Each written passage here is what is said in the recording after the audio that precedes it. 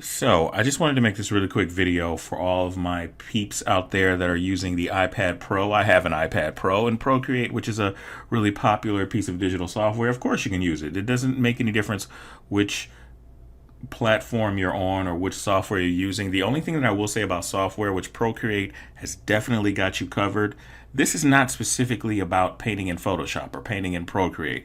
And there's nothing wrong with, there's obviously some really fantastic courses out there on this.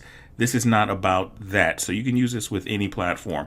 This is called Sketchable, and Sketchable, as long as you got some sort of pressure sensitivity, that's the main thing that you want to look for. I show you some workarounds for that, but if you have an iPad Pro or the and some sort of Android tablet that has a painting program on it, then you'll be fine. It makes no difference because a lot of painting programs, digital painting programs, are very similar.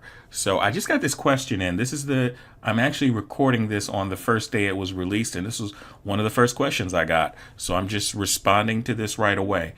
For all my iPad Pro users out there, I am one myself, so of course you can use this. If you have a Mac, of course you can use this. PC, tablet, as long as you have a stylus, meaning something that looks sort of like a pencil that you can hold and you can put a mark on a screen, then you'll be fine.